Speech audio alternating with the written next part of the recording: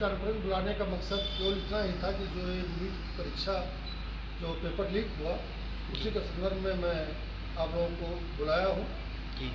जिस तरीके से 22 लाख लड़कों का भविष्य इस सरकार ने गर्दिश में डाला और इसके बाद में जब कांग्रेस पार्टी और सारे लोगों ने जब उसका विरोध किया, इसके बाद में पुनः उनको परीक्षा करानी पड़ी। एक बार की बात हो तो लोग मान लें कि किसी कारणवश पर्चा लीक हो सकता है, लेकिन 2015 से जब से इनकी सरकार है तब से कम 90% पर्चे, जितने भी एग्जाम हुए सभी के 90% पर्चे लगभग लीक हो गए। और इसमें बच्चों के भविष्य के साथ जो खिलवाड़ कर रहे हैं, आने वाली जनरेशन जो हमारी है उसको बर्बाद करने की नीयत से सरकार जो काम कर रही है, इसका हम लोग जो विरोध कर रहे हैं। और शिक्षा मंत्री का हम लोग तत्काल इस्तीफा मांगते हैं, और अगर वो इस्तीफा नहीं देंगे तो इससे भी भयानक हम लोग अपना प्रदर्शन करेंगे, सड़क से लेकर सदन तक इस आवाज़ को उठाएंगे। क्योंकि भाजपा सरकार में नेतृत्व नाम की कोई चीज़ बची नहीं है। कि अगर हमारी सरकारें थी तो अगर कोई एक एक्सीडेंट हो जाता था तो रेल मंत्री इस्तीफा देता था, किसी के साथ कोई कैजुअल्टी कोई भी बात आ जाती थी तो हमारी सरकार में मंत्री लोग इस्तीफा देते थे। लेकिन इस सरकार में चाहे वो टेनी हो, पूर्व गृह राज्य मंत्री, उन्होंने 4 किसानों की हत्या कर दी, उनका भी इस्तीफा नहीं हुआ। आज जब ये देखिए बच्चों के साथ खिलवाड़ हो रहा है, इसमें भी इस्तीफे से कतराया जा रहा है। क्या वजह है कि देश को बर्बादी की कगार पर ले जाना चाहते हैं। इसलिए हम लोग अगर इसको नहीं उठाएंगे, हमारी जो भूमिका है केंद्र सरकार में विपक्ष की, अगर हम लोग नहीं उठाएंगे इसको पुरजोर तरीके से तो कौन उठाएगा। इसलिए हम लोग इसको सड़क से लेकर सदन तक इस आवाज़ को उठाएंगे, और जब तक उनका इस्तीफा नहीं हो जाता है तब तक हमारा के बारे में हमको भी संज्ञान है।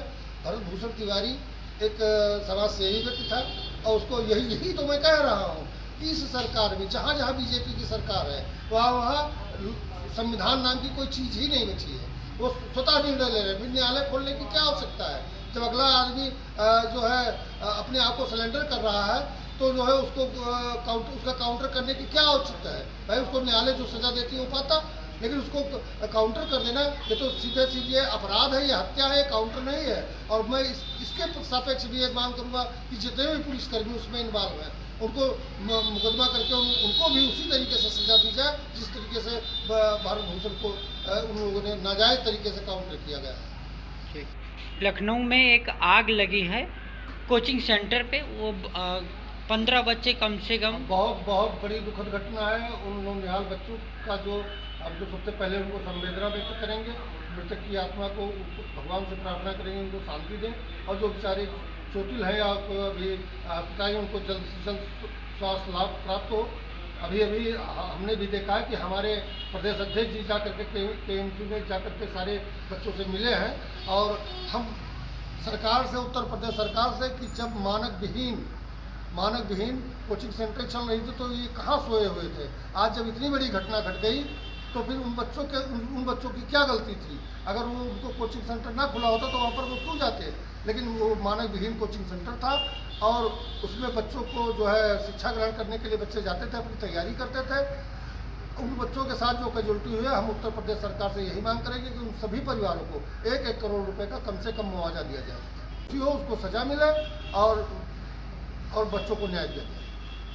Thank you.